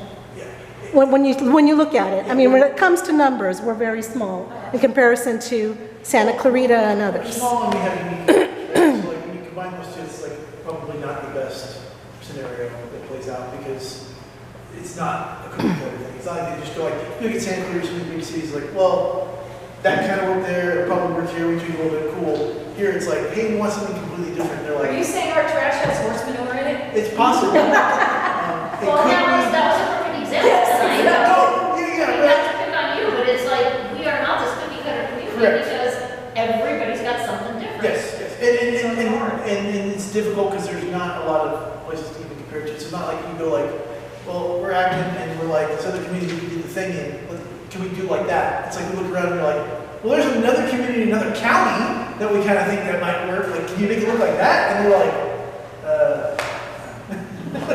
so, anyway, I guess, AV line project. Antelope Valley Line Project, so that, Go home now. I'm sorry. Close, we're almost there.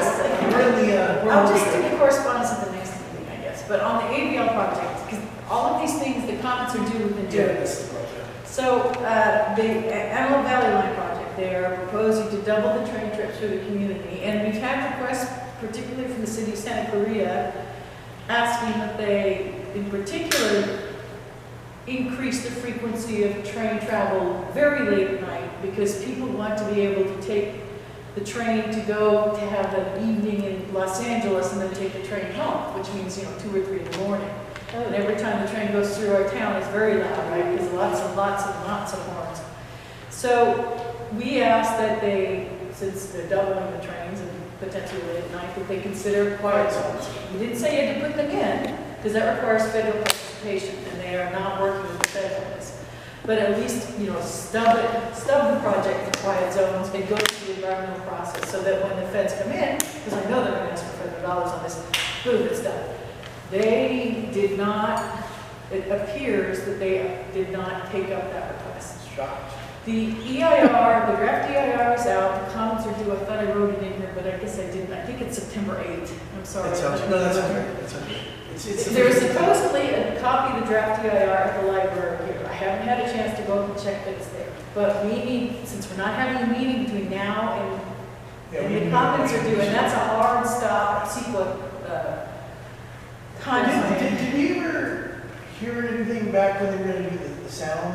Because they were talking, remember they were going to like go put microphones in? Like a sound study? Like they did, but it's probably all in the EIR. They were supposed to do the baseline study for sound. And yes, they use the same methodology. Yes. So they take, every time there's a projected noise level, they just average it over a 24-hour period. That's ridiculous. No, that's what they do. So that's why they said there's no impact. In a place. So you're right, except for we're just going to default to what they do. And I'm like, fine, we're gonna, because nobody else makes these comments, but whatever. And all we asked was stub it for quiet zones. That's like nothing asked. It's like nothing. It's a fancy crossing.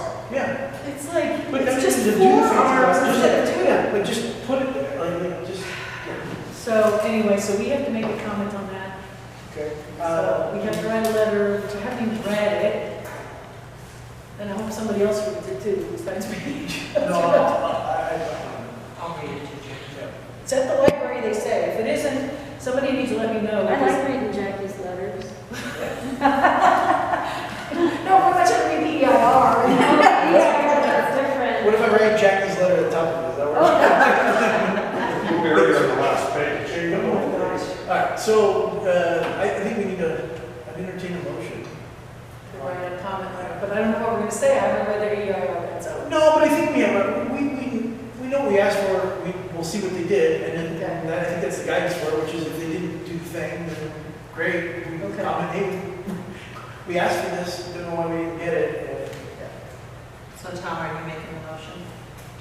Or that was their. I entertain, I entertain a motion. You guys. Okay, sorry. All right, so we have to move to a second? I'm tired. All right, for a second, any discussion? So we're just gonna ask for the same thing again? Well, I will point out, or reiterate that we asked for this. Well, I think that we will be much more strident, or you are violating CEQA this way. Yes. This way.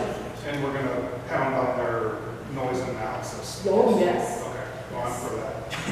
But if they've done it wrong, then I think they have. Yes. Because they told us they were going to do it. I was just saying, unless they now strangely deviated, The high-speed rail with the noise analysis, they accepted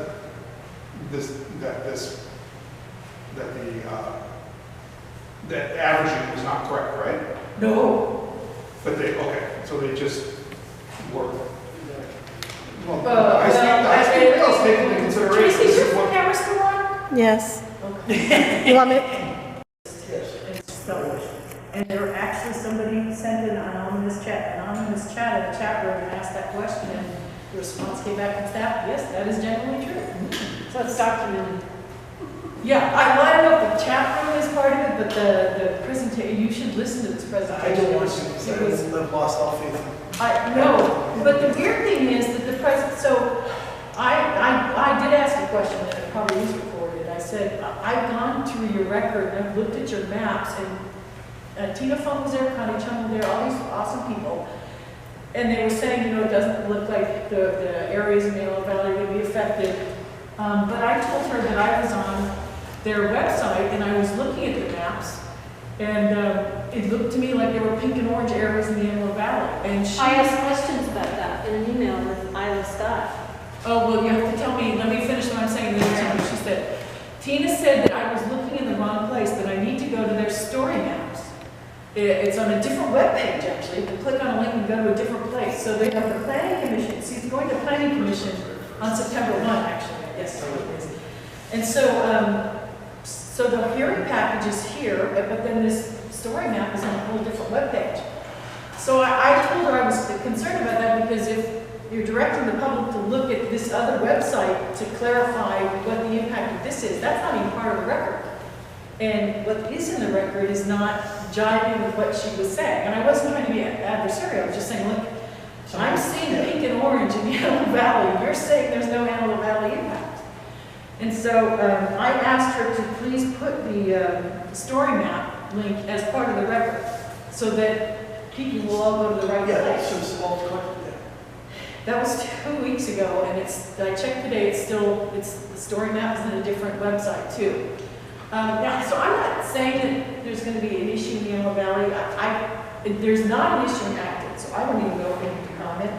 But I will say that what the report says, it looks like there is certainly, what do they call it, potential sites for zoning issues. Yeah, because they want to change zoning in R1 area, or R2 and 3 and 4 zoning. I think they're going to expand that zoning in R1 areas. So if you have a single-family residence in a suburban area, if somebody wants to buy a few lots, they can convert them to multifamily housing. So we have a problem that people can't afford housing, right, in California? Say that again? There's a problem that people can't afford housing in California. Right. So they're going to create a bunch of no, they're going to create, it's going to go crazy. A single family property that's R1 is going to sell for $5, $6 million, $10 million, because now they're going to be able to put 8 units on it. And those 8 units are going to rent for $2,000, $3,000 a month. It's going to make it worse. It's the stupidest thing I've ever heard. I'm sorry. It's going to drive the housing through the roof. I would say influx of new residents to the country without the adequate housing. The influx of immigration to the country too is going to compound that whole homeless and. Well, they all don't have to come to Los Angeles. I mean. No, I don't agree with that. No. I mean, there is a lot of room in this country. I'm not saying they shouldn't come to Los Angeles. I'm saying there's a lot of room in this country. But I was assured by Isla that there wouldn't be any R1 or residential areas zoned for R01 or land use R01 would be multifamily housing. And I can share. What about RL2 and RL5 and RL10 and RL20? Oh, no, I don't think. But they already are. Because there's. Huh? If they don't convert R1 into R4. Yeah, I don't know. I haven't done a deep dive on it. I don't have time. Well, I was just concerned that they would be converting single-family residence homes, zoned agricultural, which is our residential area, would be rezoned for multifamily, which goes against the Antelope Valley Area Plan. But you understand that, so you looked into it and you're comfortable with it, so I don't have to worry about it. I was only because I have the email that says, yes, your concerns are unfounded, we're not doing that. Okay. Tell us that forever. I guess what we need to do is look at the map and see if it's really, because if it's not going to affect our area, we got so much going on. I don't think I mean the diagrams. Well, that's the problem. The map and the record looks like it could. Well, actually, it looks like Antelope, not our area. So maybe just forget everything. Okay. Get the whole. I'm good with that. All right, sounds good to me. Almost. Fight to fight. Okay, do you want me to correspondence, or is there any high level things? Oh, you know what, there is one other thing in the announcement. This ordinance came out, it got dropped last week, and the comments are due in 30 days, right? Oh, the disaster Yeah, recovery. we're not gonna meet again before that happens, and that's like, I have to take 45 minutes to talk about it, and it's. Do we want to, Can we put a special meeting together? Please. we try, I'm gone for this. So I can't, but it doesn't mean that we can't. Yeah.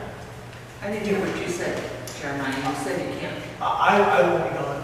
Okay. I'm leaving Wednesday, I'll be gone for 2 weeks, so. Oh, okay. So. We're vacation, Jeremiah. No, this is all work, this is not, I wish it was. Yeah, I'm in. No, you're good.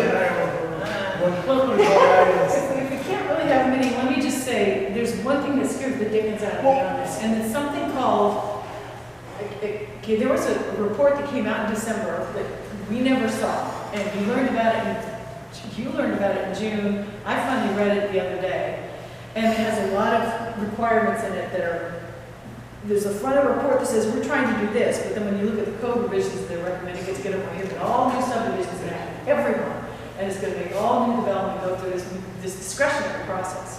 And prohibit. Those ordinances are coming in the future, so I'm not going to worry about it right now. But this ordinance that dropped last week is part of this report that was out in December, and a big concern I have is it has something in called an extreme hazard area. It's going to be That there. sounds like where we live. Well, no, but see, that's the problem. It just says an extreme hazard area, and it defines it. No, they define it. It's like something that a planner is going to map and say, Flood, this is it. They don't say what, it's just what it, and then way back down further in the ordinance, it says, no building in mapped extreme hazard areas. So, no, nothing. So what this means is, what I'm reading, because there's no criteria for what an extreme hazard is. There's no thresholds, no nothing. So somebody is going to be sitting in a cubicle down in LA on Temple Street. Just draw next to something. Saying, well, I think this is a hazard area. And like, okay, after we're 100 square miles, they make the whole big. It's like 40 square miles. And nobody can do anything there. And it's like, and this extreme hazard area that's in this draft ordinance isn't even written up in the report that came out in December. I don't know where it came from. And then the other concern is too, is like, okay, so let's say it doesn't affect anybody who already lives here in the area, but like, what if I want to put an addition? Oh, no, it will affect you. You want to put your new roof on? No, that's what I'm getting at. Yeah, so that sounds No, like. it's like you can't do anything there. No, But it's part if you of lose this. your home to a disaster in this ordinance, you can only rebuild in the footprint, whether it's the best place that your original house. Yeah, if you would have been 20 feet this way, it wouldn't have happened, but you were in the floodplain by 10 feet and, well, Yeah, except build for, stilts. Yeah. except for if after disaster somebody draws one of these maps, because that's what they're going to do. Then you're out. Yeah. You're out. It's not going to do anything. And extended the amount of time that you can temporarily live on your property for Malibu and made it less for Emerald Valley.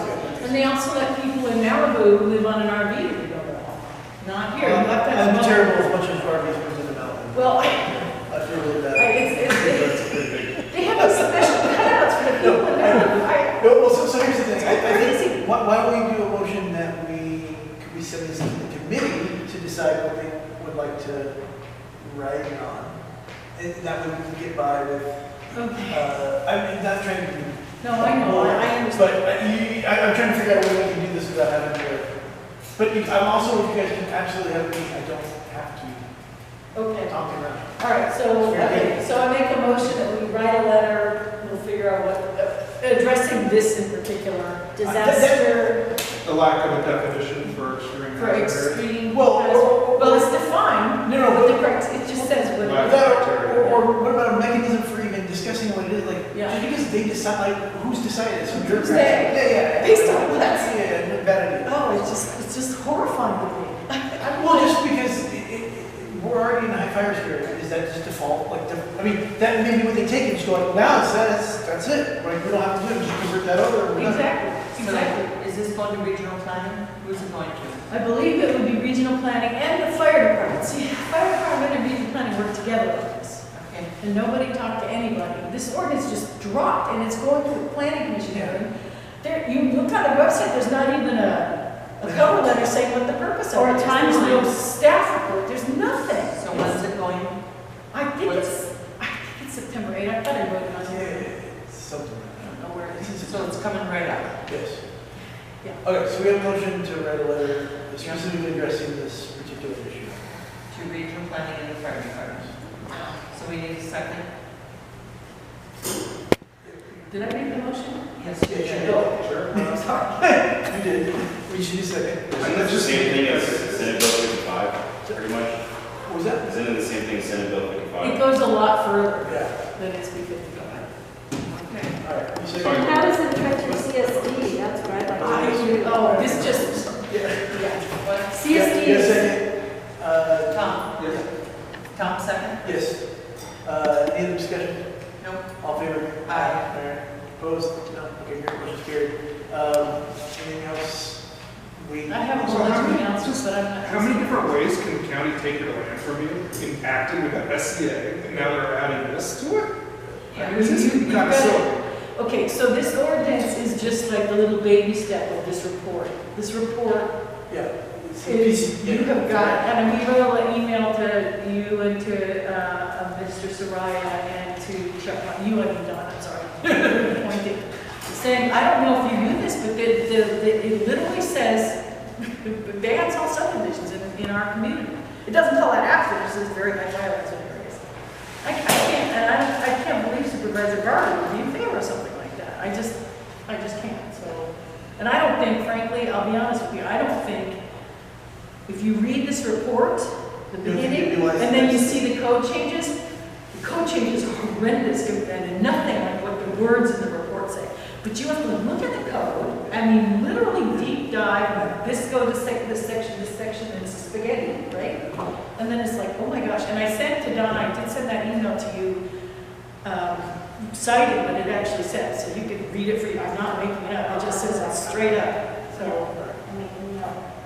Okay, is there anything? No, I'll just do the correspondence next time. Okay. If you send an email in, I'll talk about it next time. So I just got a couple of small announcements. Go for it, shoot. Sam Hansen asked me to announce that tomorrow here at the community club, there's going to be a blood drive, and there still are appointments. Yeah, and you might be able to do a walk-in. The Acton Town Council applications are out for anybody that wants to serve on the Acton Town Council. It's a joyous place to be. It is. 4 seats available, right? I believe so. If you want to control the agenda, you could sit there, work your way up. So they're at Acton Auto Parts and where else do they? They're another website. Oh, print shop Print shop. and the website. And they're due at, September 16th? Yeah, September I think 16th. it's September 16th. Yeah. 7th. And then I would like to thank Tammy Necessary again for bringing water. Yes, she knew that we were going to have a bunch of people here tonight and treat. There's also cookies and stuff, so eat them, please. And I think Jackie and her husband brought some too. Is that is Jackie sitting there for 3 hours? this is a brownie. No, it's only been about an hour. And I'd also like to thank Raylene for always helping out with trying to sell raising money for our town council. She's doing the Keep Acton Rural bumper stickers. All right. And now we have a heck of a lot of chairs to give away.